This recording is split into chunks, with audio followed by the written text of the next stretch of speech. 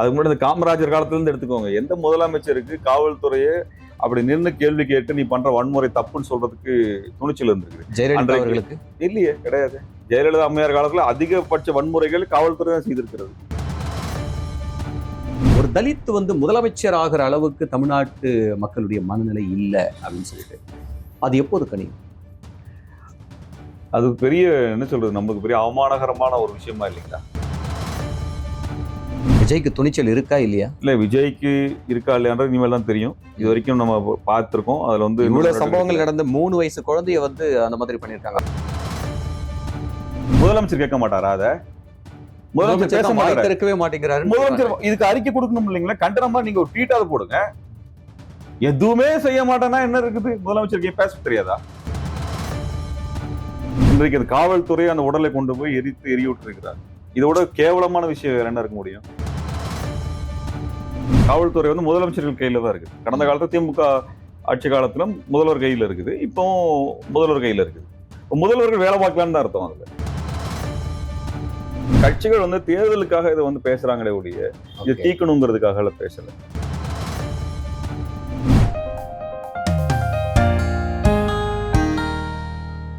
G Tamil news நேயர்களுக்கு வணக்கம். நான் ஆதியன் சங்கர் பிரியன். இன்று பல்வேறு அரசியல் கருத்துக்களை நம்மோடு பகிர்ந்து கொள்வதற்காக மே 17 இயக்கத்திலிருந்து ஒருங்கிணைப்பாளர் திருமுருகன் காந்தி அவர்கள் இணைஞ்சிருக்காங்க. பேசலாம். வணக்கம் தோழர். வணக்கம். தாவைக்குனுடைய இந்த 1 மாத காலத்தை தாண்டி 38 நாட்கள் வச்சுக்கோங்க, அதனுடைய ஆட்சி எப்படி இருக்கு அப்படிங்கிறது பரவலா பேசப்படுது. நல்லா இருக்குன்னு ஒரு பக்கம், அதே திராவிட சித்தாந்த கொள்கைகளை இவங்களும் ஃபாலோ பண்றாங்க அப்படின்றது ஒரு பக்கம். ஆனா சட்டம் ஒழுங்கு மிக மோசமாகி மாறி இருக்கு. பாலியல் வன்கொடுமைகள், குழந்தைகளுக்கு எதிரான பிரச்சனைகள், ஆணவ கொலைகள் இதெல்லாம் நடந்துகிட்டு இருக்கு அப்படின்னு சொல்றாங்க. இந்த விமர்சனத்தை நீங்க எப்படி பார்க்கணும்? அதாவது என்னன்னாங்க, இந்த பெண்களுக்கு எதிரான வன்முறைகள், சாதி ஆணவ படுகொலைகள், இது சமூகத்தினுடைய சீர்கேடுகள்ல இருந்து வெளியாகக்கூடிய விஷயம். அது குறித்தான ஒரு ஹோலிஸ்டிக்கான முழுமையான பார்வை கொண்ட ஒரு கொள்கை திட்டத்தை தான் நாங்கள் கேட்குறோம். நீங்கள் இப்போ சாதி ஆணவ படுகொலைனா எங்கே நடக்குதுன்னு ப்ரெடிக்ட் பண்ண முடியாது. அது ஒரு திட்டமிடப்பட்ட வன்முறையெல்லாம் கிடையாது.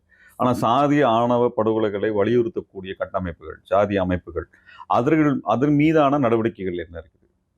இதை தூண்டக்கூடியவர்கள் மேலே நடவடிக்கை எடுக்கும் பொழுது இது குறையும். அதே மாதிரி பெண்களுக்கு எதிரான வன்முறை எடுத்துட்டோம்னா, கிட்டத்தட்ட குழந்தைகளுக்கு எதிரான வன்முறைக்கான வழக்கு மட்டும், போக்சோ வழக்கு மட்டும் 5000 வழக்குகள் நிலுவையில் கிடக்குது. ஓகே, 5000 வழக்குகள் கிடையாது, விசாரிக்கப்பட்டு அதற்கான ஒரு தீர்வு கண்டறியப்படலை. அதெல்லாம் பண்ணியிருந்தீங்கன்னா சமூகத்தில் குற்றங்கள் செய்பவனுக்கு ஒரு பாடமாக இருக்கும். அது ஒரு எச்சரிக்கை உணர்வாக இருக்கும். அப்போ அதையெல்லாம் நிறைவேற்றலை. இது நீங்கள் அதிமுக ஆட்சி காலத்துலேருந்து இதான் நிலம். அதிமுக ஆட்சி காலத்தில் 2000 3000 வழக்குகள் இருந்தது. திமுக ஆட்சி காலத்துல இன்னும் மேலே 2000 வழக்குகள் இப்பவும் சேர ஆரம்பிச்சிருக்கு. இப்போ இது முழுக்க பார்த்தீங்கன்னா காவல்துறையுடைய தோல்வியில போய் நிற்கிது. இப்போ நீங்க எந்த இடத்துல பேசணும், இதுதான் குறிப்பிட்டு நீங்க பேசணும். சட்டத்தை கொண்டு வந்தாச்சு, நடைமுறைப்படுத்தி வழக்கை நடத்தி குற்றவாளிக்கு தண்டனை வாங்கி தர வேலையை காவல்துறை செய்யல. அப்ப இதை காவல்துறை செய்யலைங்கிற விஷயம், இது சாதாரண டேட்டா. இதை யார் பார்க்கணும்? காவல்துறை முதலமைச்சர்கள் கையில தான் இருக்குது. கடந்த காலத்துல திமுக ஆட்சி காலத்திலும் முதல்வர் கையில இருக்குது, இப்போ முதல்வர் கையில இருக்குது. இப்போ முதல்வர்கள் வேலை பார்க்கலான்னு தான் அர்த்தம். அதுல 2 முதல்வர் வேலை பார்க்கல. நீங்க போலீஸ்காரங்களை கூப்பிட்டு இது என்ன ஆச்சு, 5000 வழக்கு பெண்டிங்கில் கிடக்குன்னு கேட்டிருந்தாங்கன்னா 3 முதலமைச்சரும், எடப்பாடியாரும் சரி, ஸ்டாலின் அவர்களும் சரி, அல்லது விஜயும் இதை கேட்டிருந்தாங்கன்னா இவ்வளவு பிரச்சனை கையாளுறதுக்கான ஒரு சுறுசுறுப்பு வந்திருக்கும். அப்படிலாம் எதுவுமே இல்லை. அப்புறம் சமூக ரீதியாக உங்களுக்கு இருக்கக்கூடிய போதை பழக்கங்கள் இருக்கிறது, உங்களுக்கான மது பழக்கங்கள் இருக்குது. அப்ப இதை சரி பண்ண வேண்டிய கட்டாயங்கள் இருக்குது. நீங்க தேவையற்ற கண்காணிப்புகள் நிறைய இருக்கு. நீங்க இரவு 10 மணிக்கு இங்கேயே நிக்கிற, அங்கேயே நிக்கிற, ஏன் வண்டி ஓட்டுற, முடிய வெட்டல, ஏன் சேவ் பண்ணல, பார்த்தா முஸ்லீம் மாதிரி, இத்தனை கேள்விதான் போலீஸ் கேட்குதே ஒழிய ஒரு பெண்கள் மீதான, குழந்தைகள் மீது வன்முறை செய்யறவனை கண்டு அறியறதுக்கு உங்களுக்கு ஏன் முடியல, நடவடிக்கை ஏன் எடுக்க முடியல? நீங்க ஜாதியான படுகொலையும் பெண்களுக்கு எதிரான வன்முறை தான் அடிப்படையில். கரெக்ட் தான் இல்லையா? அதையும் ஏன் அவங்களால பண்ண முடியலன்னா, இவங்க உண்மையிலேயே ஒரு ஆணாதிக்க மனநிலையோட இருக்கிறாங்க. இவங்களுக்குள்ள இருந்து சீர்திருத்தங்கள் தேவைப்படுது. அப்ப இந்த போக்கு தொடர்ச்சியாக ஒரு கட்சிக்கு ஆட்சியாக மட்டும் நான் வச்சு பேசுறோம்ல, இது ஒட்டுமொத்தமாவே ஒரு ப்ராக்ரஸாவே இருக்குது. ஒவ்வொரு ஆட்சியும் தோல்வியில இருக்குது. சரிங்களா? இப்ப பொள்ளாச்சியில நடந்த பெண்கள் மீதான வன்முறை குறித்தான விஷயங்கள் எத்தனை 5 ஆண்டுகள் கழித்து ஒரு இடத்துக்கு சென்றடைந்தது. அது ஃபேமஸாக பேசப்பட்டது. சரிங்களா? இப்ப ஒன்றும் இல்லை, தேர்தலுக்கு முன்னாடி விளாத்திக்குளத்தில் நடந்த ஒரு பெண் குழந்தை மீது நடந்த வன்முறை குறித்து பெரிய பிரச்சாரம் பண்ணாங்க எல்லாருமே, இல்லைங்களா? இப்ப நடந்த விஷயத்துக்கு வட சென்னையில் நடந்த விஷயத்துக்கு என்ன பேசுனாங்கன்னா ஒண்ணுமே இல்லை. ம். அப்ப இந்த கட்சிகள் வந்து தேர்தலுக்காக இதை வந்து பேசுறாங்களே ஒழிய இதை ஓகே. தீக்கணுங்கிறதுக்காக பேசல.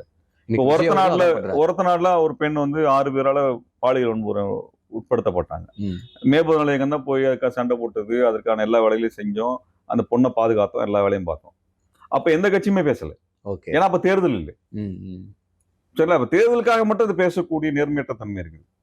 ஜாதி ஆணவ கொலைகள் குறித்து பார்க்கணும்னா தாவேகா வந்து இப்ப கடந்த அதிமுக ஆட்சி காலத்துல காவல்துறை அடித்து கொலை செய்யப்பட்டவர் ஆகாஷ் சிவகங்கையில. திமுக ஆட்சி காலத்துல. திமுக ஆட்சி காலத்துல ம். அவர் அந்த அதுக்காக போட்டப்பட்ட வழக்கு குற்றப்பத்திரிகையில முதல் குற்ற அறிக்கையில எஃப்ஐஆர்ல வந்து அந்த காவல்துறை அதிகாரிகள் பெயரே இல்லை. ஓ. அதுக்காக அந்த குடும்பத்தினர் உடலை வாங்காம போராட்டம் நடத்தினாங்க. ம். எத்தனை நாட்கள்? 100 நாட்களாக நடத்திட்டு இருக்கிறாங்க. ஆமா. இப்ப தாவேகா ஆட்சி வந்துருச்சு. சரிங்களா? இப்ப என்ன பண்ணாங்க? ஒண்ணும் பண்ணல. உடலை வாங்க சொல்லி நீதிமன்றத்துக்கு போய் நீதிமன்றம் அதுக்கான தீர்ப்பை கொடுத்து இன்றைக்கு அந்த காவல்துறை அந்த உடலை கொண்டு போய் எரிவிட்டு இருக்கிறாங்க. இதோட கேவலமான விஷயம் வேற என்ன இருக்க முடியும்? ம். இதோட கேவலமான கீழ்த்தரமான இதெல்லாம் பேர் ஜனநாயகம். அது வேலைக்காரன் கூட போய் பண்ணாத ஒரு கீழ்த்தரமான வந்து காவல்துறை பண்ணியிருக்குது. இதுக்கு சென்னை மதுரை உயர்நீதிமன்றம் துணையா நின்றுட்டு இருக்கிறாங்க. உடலை திரும்பி பெற்றுக்கொள்ள வேண்டும் என்று உயர்நீதிமன்றம் உத்தரவிட்டிருக்கு. நான் கேட்கிறேன், நீதிபதிகளுக்கெல்லாம் வந்து தீபத்துக்கு வேணும்னு சொல்லி திருப்பரங்குன்றம் மலை ஏறினாங்களே, ஆமா. அந்த பையனை அடிச்சு கொலை பண்ணிருக்கிறாங்க. அந்த பையன் கொலை பண்ணுன காவல்துறையோட ஒரு அதிகாரி பெயர் கூட, ஒரு காவலர் பெயர் கூட எஃப்ஐஆர்ல இல்லையான்னு கேட்கறதுக்கு இந்த மதுரை உயர்நீதிமன்றம் நாதி இல்லையா என்ன? திருப்பரங்குன்றம் மலை மேல ஏறி தீபம் ஏத்த முடியுதான்னு பார்க்க தெரிஞ்ச மதுரை நீதிமன்றம் யார் சம்பளம் தரா? நீதிபதிகளுக்கு யார் சம்பளம் தர்றா? இந்த ஆகாஷ் மாதிரியான தன்னோட பிள்ளையை இழந்த அந்த அப்பாவி குடும்பங்கள் கொடுக்க வரி பணத்துல தானே இவங்களுக்கு எல்லாம் சம்பளம் போயிட்டு இருக்குது. அப்படி ஒரு தீர்ப்பு, ஒரு கேடுகட்ட தீர்ப்பை வந்து அந்த நீதிமன்றம் கொடுத்தது. அதை எடுத்துட்டு போய் நடைமுறைப்படுத்தி அந்த பணத்தை எடுத்து கொண்டு போய் 100 நாளா அடிச்சு கொலை செய்யப்பட்ட பிள்ளையோட முகத்தை பார்க்காம இருக்கக்கூடிய அப்பா அம்மாவுக்கு காமிக்காம அப்படியே கொடுக்காம அவங்க இறுதி மரியாதை செய்யறதுக்கான வழியை பண்ண ஏங்க உங்க பிள்ளையும் எங்க பிள்ளையும் பண்ணா ஒத்துக்குவாங்களாங்க? இல்ல நீதிபதியோட பிள்ளைக்கு இப்படி நடந்தா ஒத்துக்குவாங்களா? இந்த நீதிபதியாவது எந்த நீதிபதியா ஒத்துக்குவாங்களா? உங்க புள்ள செத்து போயிடுச்சு, ஒரு போலீஸ்காரன் அடிச்சு கொண்டுட்டான், மூஞ்சி காமிக்க முடியாது, பேர் எந்த போலீஸ்காரன் பேரையும் நாங்க எஃப்ஐஆர்ல சேர்த்த முடியாதுன்னு சொல்லி கொண்டு போய் எந்த போலீஸ் கொலை பண்ணுச்சோ அந்த போலீஸை வச்சு எரிச்சு பண்ணாலாம் இது பேர் ஜனநாயகமா? இது பேர் நீதிமன்றமா? இதுக்கெல்லாம் நீதியரசர்களா? ஏன் சும்மா மட்டும் எடுத்து கேட்க தெரியாதா உங்களுக்கு? முதலமைச்சர் கேட்க மாட்டாரா? அத முதலமைச்சர் பேச மாட்டாரு. திறக்கவே மாட்டேங்கிறாரு. முதலமைச்சர் இதுக்கு அறிக்கை கொடுக்கணும் இல்லைங்களா? கண்டனமா நீங்க ஒரு ட்வீட்டாவது போடுங்க. எதுவுமே செய்ய மாட்டேன்னா என்ன இருக்குது? முதலமைச்சருக்கு பேச தெரியாதா? இது ஒரு அந்த நீங்க இதே அஜித்குமார் கொலை செய்யப்படுறாரு சிவகங்கையில. ஆமா. விஜய் போனாரா இல்லையா? விஜய் போய் பார்த்தார்ல, வீடு வரைக்கும் போய் பாத்தீங்கல்ல, அதுக்கு அறிக்கையெல்லாம் கொடுத்தீங்க, சுட சுட அறிக்கை கொடுத்தீங்க, பேசுனீங்க, எல்லாம் பண்ணீங்கல்ல. நீங்க ஆட்சியில் நடந்திருக்கு இப்படி ஆகாஷ்ன்ற பையனுக்கு ஏன் தலித் பையன்ன்றதுனாலயா? அஜித்குமாருக்கு கொந்தளிச்ச நீங்க கவின்க்கும் வாய் திறக்கல, ஏன் பண்ணல? இது ஏன் நடக்கல? அப்ப இது வந்துங்க இந்த கட்சிகள் மாதிரியான இந்த கட்சிகள் வந்து உள்ள அளவுலயே இவங்களுக்கு வந்து மக்களுக்கு தீர்வு தரணுன்ற எண்ணம்லாம் கிடையாது. இதை வச்சு அரசியல் செஞ்சு ஓட்டுவாங்க. எங்களுக்கு எந்த கட்சி பத்தி கவலை கிடையாது. மக்கள் தான் பாவம். ஆகாஷ் குடும்பத்துக்கு யார் பேச முடியும்? நம்மள மாதிரிதான் ஆட்கள் தான் பேச முடியும். நீதிமன்றம் பேசல, காவல்துறை பேசல, முதலமைச்சர் பேசல, எதிர்கட்சி தலைவர் பேசலையே. இது நேற்றுக்கு முந்தா நேற்று நடந்திருக்குதுங்க. இன்னைக்கு சட்டசபையில் விவாதம் நடக்குதுல்ல. திமுக பண்ணலன்னு சொல்லி தாவேகா அன்னைக்கு குற்றம் சொல்லிச்சு. சரி, தாவேகா பண்ணலன்னு திமுக தரப்புல இதை பத்தியா பேசுனாங்களா? ஓகே. இன்னைக்கு நீங்க கேள்வி எழுப்பிக்கணும்ல, எழுப்பல. அப்ப இது கேட்கறது நாதி இல்லாம இன்னைக்கு யோசிச்சு பாருங்க. ஸ்னோலின்னு ஸ்டெர்லைட்ல கொலை பண்ணாங்க. அந்த செய்தி எல்லாருக்கும் தெரியும். சரில? அந்த செய்தி கண்டிப்பா ஜெயராஜ் பெண்டிக்ஸ்க்கு தெரிஞ்சிருக்கும். சாத்தான்குளத்துல இருந்த அவங்களுக்கு தெரிஞ்சிருக்கும். ஜெயராஜ் பெண்டிக்ஸ் அடிச்சு கொலை பண்ணாங்களா காவல்துறை? ஆமா. ஸ்னோலின காவல்துறை கொலை பண்ண செய்தி ஜெயராஜ் பெண்டிக்ஸ்க்கு தெரியும். ஜெயராஜ் பெண்டிக்ஸையும் அதை காவல்துறை அடிச்சு கொள்ளுது. அது அஜித்குமார் கண்டிப்பா தெரிஞ்சிருக்கும். அஜித்குமார காவல்துறை அடிச்சு கொள்ளுது. அது கண்டிப்பா ஆகாஷுக்கு தெரிஞ்சிருக்கும். இன்னைக்கு ஆகாஷம் அடிச்சு கொல்லப்பட்டிருக்கிறார். நம்மளுக்கு தெரியும். நாளைக்கு அது நீங்களா இருக்கலாம், நானா இருக்கலாம். இந்த நீதிமன்றமோ, இந்த காவல்துறையோ, முதலமைச்சர்களோ, இந்த கட்சிகளோ காப்பாற்ற வராது. ஓகே. அப்ப என்னதான் பண்ணிட்டு இருக்காங்க? இவங்களோட வேலைகள் தான் என்ன? அதுதான் சொல்றேங்க. நீங்க மக்கள் அரசியல் பண்ணாம, அதனாலதான் மே14 இயக்கம் போன்ற இயக்கங்களை நீங்க ஆதரிங்கன்னு நாங்க கேட்கிறோம். நாங்க தானே போய் கேட்கிறோம். அத எங்களுக்கு தானே அதை பத்தியான கேள்வி கேட்க வேண்டும் என்கின்ற கவலை இருக்கிறது. அப்ப இங்க இருக்கக்கூடிய அமைப்புகள், மனித உரிமை அமைப்புகள், சமூக நல அமைப்புகள், பெரியாரி அமைப்புகள், அம்பேத்கரி அமைப்புகள், இப்படிப்பட்ட அமைப்புகள் தான் கேட்கணும் அப்படின்னு சொன்னா பெரிய மாற்றம் வேணும் தமிழ்நாட்டுக்கு அப்படின்னு மக்கள் மாற்றம்லாம் நடக்காதுங்க. வேலை தான் என்ன அப்போ இது விஜய் அவர்களை தேர்வு செஞ்சதுக்கான ஒரு இல்லைங்க, இது என்ன மாற்றம் change? ஆட்சி மாற்றம்ங்கிறது வேறங்க, சமூக மாற்றம் என்பது வேற. இதெல்லாம் தானே சொன்னாங்க அன்னைக்கு வந்து பாலியல் வன்கொடுமைகளாக இருந்தாலும் சரி, குழந்தைகளுக்கு எதிரான, தலித்துகளுக்கு எதிரான அத்தனை பிரச்சனைகளுக்கு வந்து இவங்க இப்படித்தான், தலித்துகளை பார்க்கிற பார்வை இப்படித்தான், திராவிட கட்சிகள் அப்படின்னு சொல்லிட்டு விமர்சனங்களை வச்சு இதுக்கு ஒரு சேஞ்ச் வரணும் அப்படின்னு சொல்லிட்டு தான் வந்து விஜய் அவர்கள் ஒட்டுமொத்தமான சேஞ்சுக்காகவும் இதுலயும் சேர்த்து கொண்டு வரணும்னு பார்த்தாங்க. இன்னைக்கு விஜய் அவர்களும் வந்து பேருக்கும் இந்த ஒரு மாத காலத்துல இவ்வளவு வழக்குகள் பதிவாகி இருக்கின்றது அவங்களே ஆவணத்தின்படி சொல்றாங்க. அப்போ என்ன சேஞ்ச் நடந்தது? இல்லைங்க, இது வந்து காவல்துறை மேல ஒரு கராரான நடவடிக்கையை எடுக்காத வரைக்கும் அப்ப முதல் காவல்துறையா காவல்துறையை இருந்தாலும் வேடிக்கை பார்த்துக்கிட்டு காவல்துறை தான் உச்சபட்ச அதிகாரங்கள் இருக்குது. ஆயுதமும் காவல்துறையிட்ட தான் இருக்கு. எந்த துறையிட்டும் ஆயுதம் கிடையாது. ஓகே. மக்களை கொலை செய்யக்கூடிய ஆயுதம் என்றும் எந்த துறைக்கும் கிடையாது. ஒரே ஒரு துறை மட்டும்தான் இருக்குது, அது காவல்துறை. பெரிய அதிகாரம் காவல்துறைக்கு. அந்த காவல்துறைக்கு கடிவாளம் போடுவதற்கு எந்த முதலமைச்சருக்கு துணிச்சல் வருதோ அவங்க தமிழ்நாட்டுல சட்டம் ஒழுங்கை நடைமுறைப்படுத்துவார்கள். விஜய்க்கு துணிச்சல் இருக்கா இல்லையா? இல்ல, விஜய்க்கு இருக்கா இல்லையான்றது இனிமேல் தான் தெரியும். இது வரைக்கும் நம்ம பார்த்திருக்கோம். அதுல வந்து இவ்வளவு சம்பவங்கள் நடந்த 3 வயசு குழந்தைய வந்து அந்த மாதிரி பண்ணிருக்காங்க. அதான் இப்ப நம்ம என்ன சொல்றோம்னா, நீங்க எந்த முதலமைச்சருக்கு இருந்திருக்குது சொல்லுங்க. ஓகே. அப்ப அவங்களுக்கு இல்லைன்னா இவருக்கும் இருக்கக்கூடாது. தமிழ்நாட்டுல நீங்க பக்தவச்சலத்துல இருந்து எடுத்துக்கோங்க. நீங்க அதுக்கு முன்னாடி இந்த காமராஜர் காலத்துல இருந்து எடுத்துக்கோங்க. எந்த முதலமைச்சருக்கு காவல்துறையே அப்படி நின்று கேள்வி கேட்டு நீ பண்ற வன்முறை தப்புன்னு சொல்றதுக்கு துணிச்சல் இருந்திருக்குது? ஜெயலலிதா அவர்களுக்கு இல்லையே, கிடையாது. ஜெயலலிதா அம்மையார் காலத்துல அதிகபட்ச வன்முறைகள் காவல்துறை தான் செய்திருக்கிறது. எத்தனை வன்முறைகள்? பரமக்குடி துப்பாக்கி சூடு யார் நடத்தினா? 6 பேரை சுட்டு படுகொலை செஞ்சது ஜெயலலிதா அம்மையார் ஆட்சி காலத்துல 2011 செப்டம்பர் 11ஆம் தேதி 6 பேரை சுட்டு படுகொலை செய்தார்கள். எதுக்காக? சாலை மறியல் பண்ணாங்கிறதுக்காக தானே. அந்தமா காலத்துல எவ்வளவு பேரை கொலை பண்ணியிருக்கிறாங்க. நீங்க காமராஜர் காலத்துல வந்து ஆரம்பிச்சதுல இருந்து, ராஜாஜி காலத்துல இருந்து ஆரம்பிச்சு அன்னைக்கு கம்யூனிஸ்டுகளை சிறையில் வச்சு சுட்டு கொண்டாங்க. அதுல இருந்து ஆரம்பிச்சீங்கன்னா இன்றைக்கு வரைக்குமே எந்த முதலமைச்சரும் காவல்துறைக்கு கடிவாளம் போட்டு கேள்வி கேட்டு நடைமுறை எடுத்திருந்தாங்கன்னா தமிழ்நாட்டு சட்டம் ஒழுங்கு சரியாக இருந்திருக்கும், சமூக நீதி சரியாக இருந்திருக்கும், ஜாதி என்பது அதனுடைய தலை தூக்காமல் தடுக்கப்பட்டிருக்கும், பெண்கள் மீதான வன்முறை இல்லாமல் இருந்திருக்கும். எந்த முதலமைச்சரும் அது செஞ்சதில்லை. அதனால இதெல்லாம் மாறப்போறதே இல்லை. காவல்துறையின் மீதான நடவடிக்கை எடுப்பதற்கான ஒரு துணிச்சல் யாருக்கு வருகிறதோ அன்றைக்கு தாங்க இதெல்லாம் சரியாகும். நீங்க ஜல்லிக்கட்டுல யாருங்க பார்த்தாங்க? வீடு யார் கொளுத்துனா? ஆட்டோவை கொளுத்தின வீடியோ நீங்களும் பார்த்தீங்கன்னா நானும் பார்த்தேன். ஏதாவது அதிகாரி தண்டிக்கப்பட்டாங்களா? ஸ்னோலினை சுட்டு கொண்டாங்க. 16 பேர் சுட்டு கொலை செய்யப்பட்டாங்க, அடிச்சு கொலை செய்யப்பட்டாங்க. வீடு வீடாக வன்முறை நடந்தது. என்ன நடவடிக்கை எடுக்கப்பட்டுச்சு? ஒண்ணுமே கிடையாது. ஓகே, புரியுங்களா? அப்ப இந்த மாதிரி இது நீங்க அஜித் குமார் கொலைக்கு முன்னாடி பசுமூன்ல இன்னொரு கொலை நடந்தது இதே மாதிரி. அங்க ஒரு இளைஞரை வந்து அடிச்சு கொண்டாங்க. இந்த மாதிரி பல கொலைகள் நடந்திருக்கு. அப்ப இதையெல்லாம் நடத்தக்கூடிய அதிகமான கொலை செய்யற ரவுடி இல்லைங்க. காவல்துறை காவலர் மரணங்கள் அதிகமான எண்ணிக்கையில் இருக்குது. எடுத்து ரெக்கார்ட்ஸ் எடுத்து பாருங்க நீங்க. ஓகே. அப்ப இதை கட்டுப்படுத்தாமல் இதை கேள்வி நம்ம வந்து காவல்துறை ஒட்டுமொத்தமா எல்லாருமே அப்படி சொல்லல. புரியுது. அதுல இருக்கக்கூடிய அந்த அதிகாரத்தை துஷ்பிரயோகம் பண்ணக்கூடியவங்க, தவறாக பயன்படுத்தக்கூடியவங்க நடவடிக்கை எடுக்க முடியறதுக்கு என்ன தப்பு? ஏன் பண்ண மாட்டேங்கிறாங்க? தப்புன்னு சொல்றதுக்கு யாருக்கும் வரமாட்டேங்குது. அப்ப இதை சரி பண்ணாம எதுவும் பண்ண முடியாதுங்க. அதனால இதுல சும்மா இந்த முதலமைச்சர் வந்து வலிமையானவர், அந்த முதலமைச்சர் வலிமையானவர், இவர் இரும்பு பெண்மணி, இதெல்லாம் நம்புறதுக்கு நாங்க தயாரா இல்ல. சரிங்க. திராவிட கட்சிகள் மிகப்பெரிய ஒரு பாரம்பரியம்.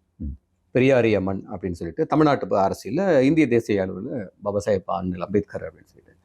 ஆனா தேசிய அளவில் அண்ணல் அம்பேத்கர் அவர்களை முன்னெடுத்த திராவிட கட்சிகள் வந்து இங்க தமிழ்நாட்டுக்குள்ள பெரிய அளவில் எடுக்கல அப்படின்னு அந்த விமர்சனங்கள் எல்லாம் கூட இருக்கு. ஆனா பெரியாரையும் அம்பேத்கர் அவர்களையும் கொள்கை தலைவர்களாக ஏத்துக்கிட்ட தாவேக்க வென்றுச்சு. அதுக்கு பின்னால திரைபிம்பம் ஒரு பக்கம் இருந்துச்சு. அதை விட மிக முக்கியமா திமுக, இவ்வளவு வீரியமிக்க திராவிட கட்சின்னு சொல்லப்பட்ட திமுக எதன் காரணங்களாக தோல்வி, இவ்வளவு பெரிய தோல்வி? முதல்வர் அவர்களே தோற்ற காரணம் என்ன? இல்லைங்க, அதுக்கு நிறைய காரணங்கள் இருக்குது. ஒன்று வந்து பெரிய அளவுக்கான மக்களிடம் இருந்த ஒரு ஏமாற்றமான நிலை. என்ன ஏமாற்றம்? என்னன்னா வந்து உங்களுக்கு ஒரு மாற்றம் பண்ண விரும்பினாங்களே ஒழிய எது மாற்றம்னு யாரும் சொல்லலை. ஓகே. ரெண்டாவது திமுகவோட முதலமைச்சர் அளவில் கொண்டு வரப்பட்ட நிறைய முற்போக்கான திட்டங்கள் வரவேற்கப்பட்டன. முக்கியமான மாற்றங்கள் கொடுக்கப்பட்டது. இந்திய அளவில் மிக முக்கியமான வாய்ஸா வந்து அவர் இருந்தார். ஓகே. முதல்வர் அந்த ஆட்சி என்பது பாஜக ஒரு பெரிய சிம்ம சொப்பனமாக அவங்க அறிக்கைகள் எல்லாமே இருந்தது. சரிங்க. ஆனா அடிமட்டத்துல இன்னொரு பிரச்சனை, பிராக்டிக்கலா நடைமுறை வாழ்க்கைன்னு ஒண்ணு இருக்குது. நடைமுறை வாழ்க்கையில எதிர்கொள்ளக்கூடிய ஊழல்கள். சரிங்களா? நீங்க இப்ப நீங்க ஜாதி சர்டிஃபிகேட் வாங்க போகணுமா, அது காசு தரணும். எனக்கு வந்து லைசன்ஸ் வாங்க போகணுமா, கட்டட கட்டுறதுக்கான அனுமதி வாங்க போகணுமா, என்ன வீடு பத்திரம் பதிவு பண்ண போனோமா, நிலத்தை விற்க போறோனா, எல்லா இடங்கள்லையுமே பணம் வந்து மிகப்பெரிய அளவுக்கு ஊழலாக நடந்தது. இந்த நடைமுறையை வந்து மக்கள் எதிர்கொள்றாங்க அன்றாடம். கொள்கை ரீதியான அரசியல் பார்க்க நல்லா இருக்கிறது, நிறைய திட்டங்கள் கேட்க நல்லா இருக்கிறது.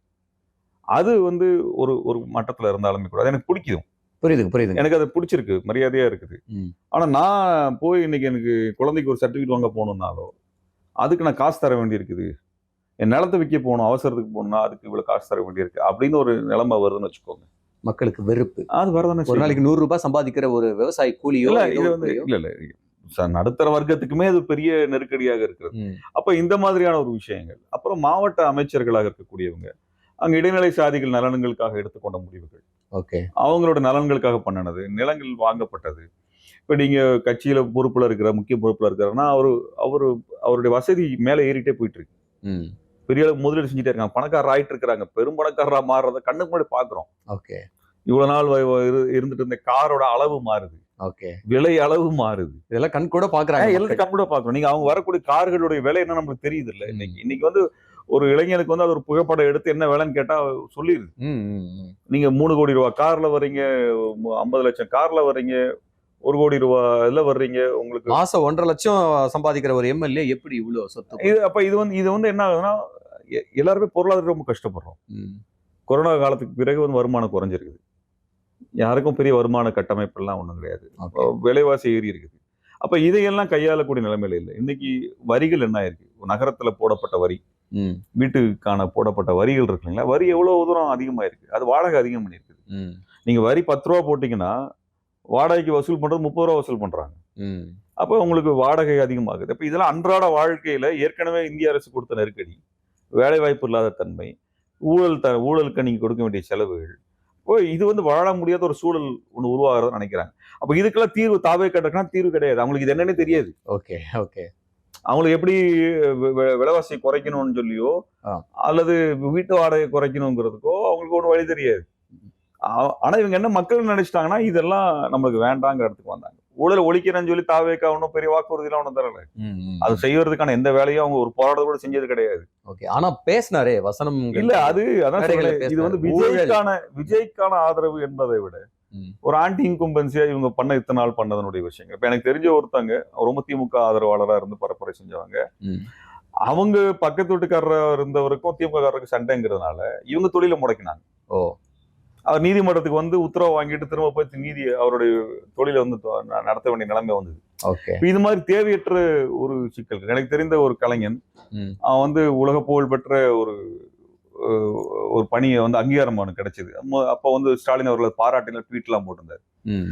அந்த அவருடைய ஒரு சின்ன வீடு அதை இடிச்சிட்டு கட்டுறாரு.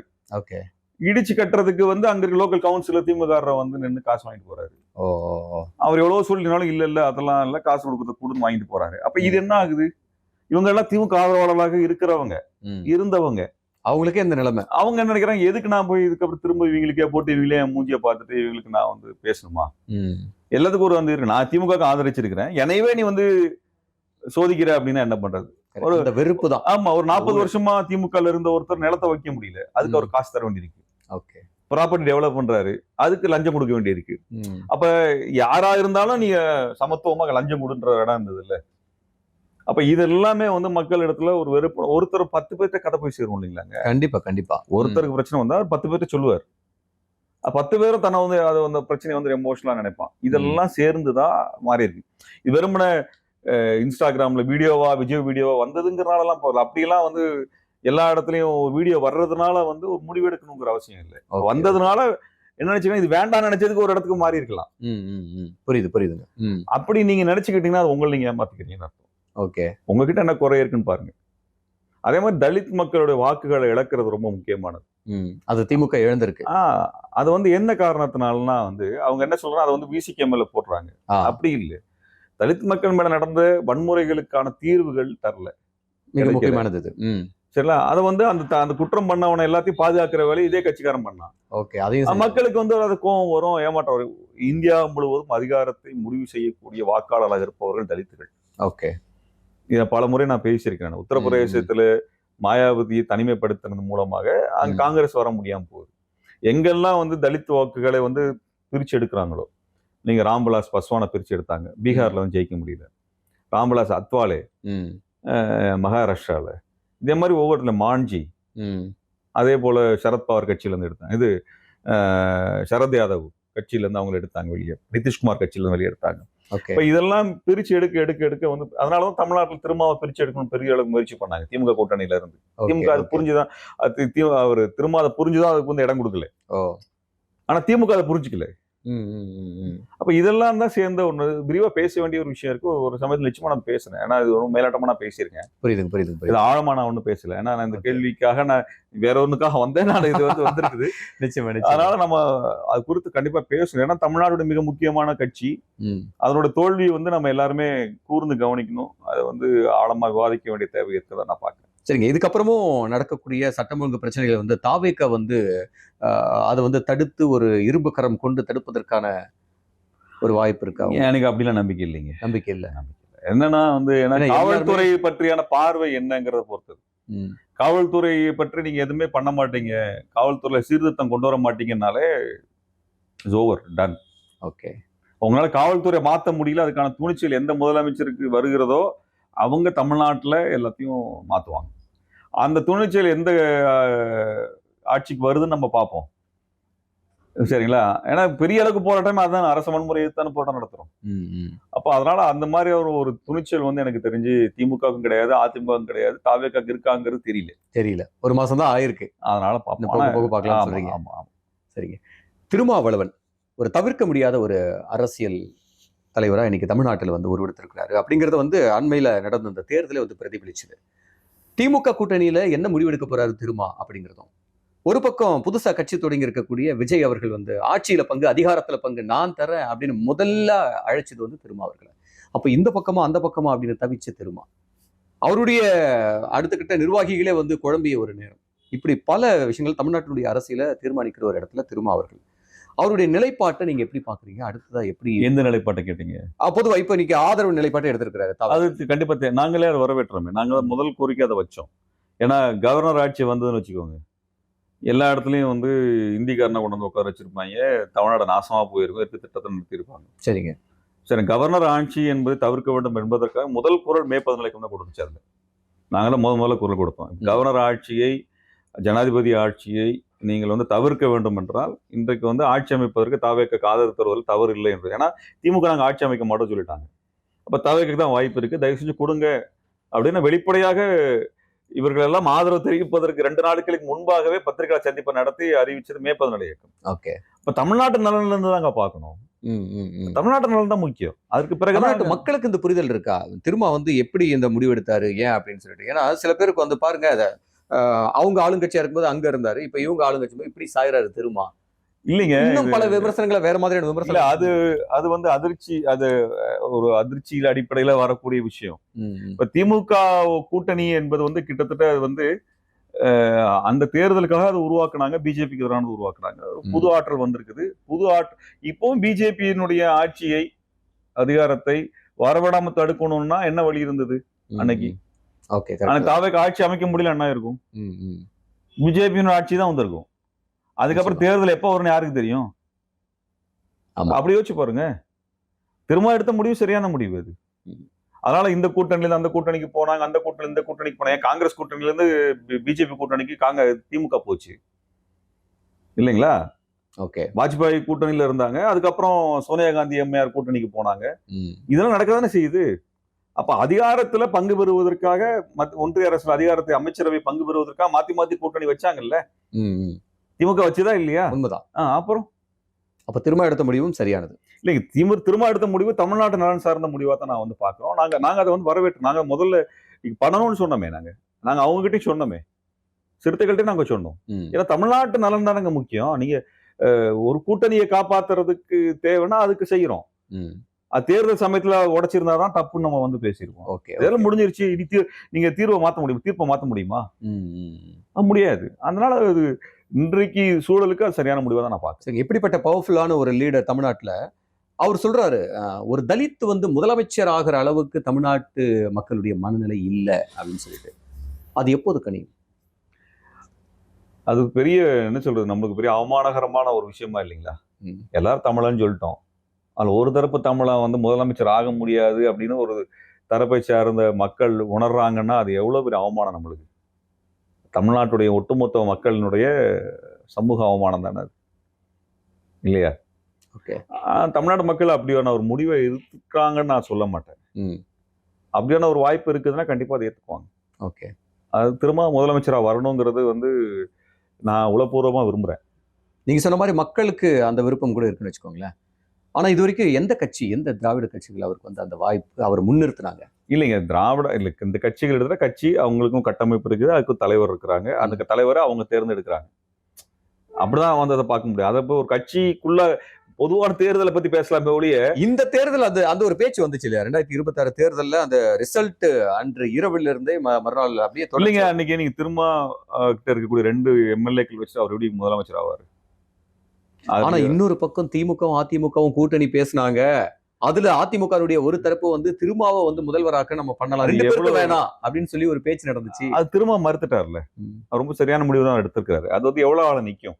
இப்படி ஒரு முடிவுங்க 1991ல விபி சிங் ஆட்சியை கவிழ்த்துட்டு அடுத்த தேர்தலுக்கு தயாராவதற்காக காங்கிரஸ் என்ன பண்ணுச்சுன்னா சந்திரசேகரை வந்து பிரைம் மினிஸ்டர் ஆக்கினாங்க. சரிங்களா? முழுக்க முழுக்க வந்து ஒரு சொற்பமான எண்ணிக்கையில இருக்கக்கூடிய எம்பிக்களை வைத்துக்கொண்டு வெளியில நாங்கள் ஆதரவு தரோம்னு சொல்லி காங்கிரஸ் இந்த வேலையை செஞ்சுட்டு என்ன பண்ணாங்கன்னா சந்திரசேகரை வைத்துக்கொண்டு திமுக ஆட்சியை கலைக்கிறது, அவங்களுக்கு தேவையான நடவடிக்கைகளை செய்கிறது, எல்லா கிரிமினல் வேலைகளையும் அன்றைக்கு காங்கிரஸ் வந்து செய்தது. அதனால சந்திரசேகர் பேர் கெட்டு போச்சு. சரிங்களா? பண்ணிட்டு கடைசியில் என்ன ஆயிட்டாங்க, ஒரு கட்டத்தில் அவர் பதவி விலகணுங்கிற இடத்துக்கு வந்தாங்க. அப்ப நீங்க என்னன்னா இந்த அதிகாரத்தை வைத்துக்கொண்டு என்ன வேணா நடத்தலாம்னு பின்னாடி பொம்மை அரசாங்கம் மாத்திடுவாங்கல்ல. அதுக்காக தான் திரும்ப அதை ஒத்துக்கல அப்படின்னு நான் நினைக்கிறேன். சரிங்க. திரும்ப விசிக்க அவங்களுடைய நிலைப்பாடு அப்படி இருக்கு. இடதுசாரி கட்சிகள் வந்து ஆதரவு அளிச்சிருக்கிறாங்க. அதுல இப்போ ரீசெண்டா வந்து சிபிஐல இருந்து மகேந்திரன் தோழர் அவர்கள் வந்து தன்னை தாவேக்காவே இணைச்சுக்கிட்டாரு. கம்யூனிஸ்டுகளும் வந்து தாவேக்காக்குள்ள போறது, அதிமுக அலையனா போய்கிட்டு இருக்காங்க, கம்யூனிஸ்டுகளும் தாவேக்காக்குள்ள போறது எந்த நம்பிக்கையின் அடிப்படையில் அங்க போறாங்க? அது தெரியல, நீங்க அவர்கிட்ட தான் அதை கேட்கணும். பொதுவாக கம்யூனிஸ்டுகளுடைய சித்தாந்தம், நான் ஒரு கம்யூனிஸ்டா தான். கம்யூனிஸ்ட் கட்சியில அடிப்படைக்கும் கம்யூனிஸ்ட் கட்சிக்கும் மற்றவங்களுக்கு உள்ள அடிப்படை வேறுபாடு என்னன்னா, அவங்க வந்து வர்க்க சமுதாயத்தை மாற்றி அமைத்து சமத்துவமான சமுதாயமாக ஏழை பணக்காரன்னு இல்லாம ஒரு சமூகத்தை படைப்பது என்பதான் அவருடைய இலக்கு. சரிங்க. அது வந்து உழைக்கும் வர்க்கத்தை அதிகாரத்துக்கு கொண்டு வர்றது. ஓகே. அது விஜய் கிட்ட போனா வரும்னு நினைச்சு போயிருக்காரோ? இல்ல, அது அப்படி பண்ண முடியாது. ஏன்னா விஜயோ அல்லது ஆதவ் அர்ஜுனாவோ அவர்கள் பெரும் பணக்காரர்கள், சாதாரண பணக்காரர்கள் அல்ல. நீங்களும் நானும் நினைச்சு பார்க்க முடியாத அளவு பெரும் பணக்காரர்கள், முதலாளிகள். சரிங்களா? அவர் உங்களுக்கு பிடிக்கலாம், அது வேற விஷயம். ஆனா பெரும் பணக்காரர், அந்த வர்க்கம் வேற. ஓகே. அந்த வர்க்க நலனுக்கு தான் அவங்க ஆட்சி இருக்கும். சரிங்களா? தமிழ்நாட்டுல வந்து அந்த வர்க்க நலனுக்கு தான் ஆட்சி இருக்கும், அந்த முதலாளிகள் நலனுக்கு தான் ஆட்சி இருக்கும். மாஞ்சோலி தொழிலாளருக்கு தீர்வு தருவானா தரமாட்டான். ஏன்னா மாஞ்சோலி முதலாளியும் அவனும் இவனும் ஒன்னாதான் இருப்பான். ஒண்ணுதான். இந்த முதலாளி அந்த முதலாளியும் பேசிக்குவான், இவனும் முதலாளியா இருக்கிறான், அவனும் முதலாளியா இருக்கான். முதலாளி தானே பேசிக்குவாங்க. ஓகே. தொழிலாளிக்காக யார் பேசணும்? அப்போ வர்க்க ரீதியாவே தாவேக்காக தொழிலாளி வர்க்கத்துக்காகவோ பாட்டாளி வர்க்கத்திற்காகவோ தொழிலாளி பாட்டாளிகளினுடைய நலனை முன்னிறுத்தக்கூடிய அதிகாரத்தை கைப்பற்றுவன கட்சி அல்ல. அப்படியாக வரல. திமுக ஏன் அப்ப சொன்னா அண்ணா காலத்துல அப்படிப்பட்ட ஒரு கட்டமைப்பு அதுக்கு வந்தது. சரிங்களா? கம்யூனிஸ்ட் கட்சிக்கு அப்படிப்பட்ட ஒரு கட்டமைப்பு இருந்தது. அதனால கம்யூனிஸ்ட் கட்சிக்கு திமுக போட்டியே இருந்தது.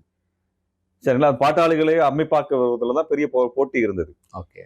அப்ப இன்றைக்கு தாவேக்கா வந்து உழைக்கும் வர்க்கத்து கட்சியான கிடையாது, பாட்டாளி வர்க்கத்துக்கான கட்சியா நிச்சயமா அது கிடையாது. வர்க்க ஒழிப்புக்கு பாடுபடக்கூடிய இலக்கு வச்சுன்னா அது கிடையாது. பாட்டாளி வர்க்கம் அரசியலை அதிகாரத்தை கையில் எடுக்க வேண்டும் என்று சொல்லக்கூடிய கட்சியான அது கிடையாது. அது முதலாளிகளின் கட்சி தான். அந்த கட்சியில ஒரு கம்யூனிஸ்ட் போய் சேருவது என்பது அவர் கம்யூனிஸ்ட் கொள்கையிலிருந்து வெளியேறியதை தான் காமிக்க முடியும். ஆமா. மிக்க மகிழ்ச்சி. உங்களுடைய கருத்துக்கு நன்றி.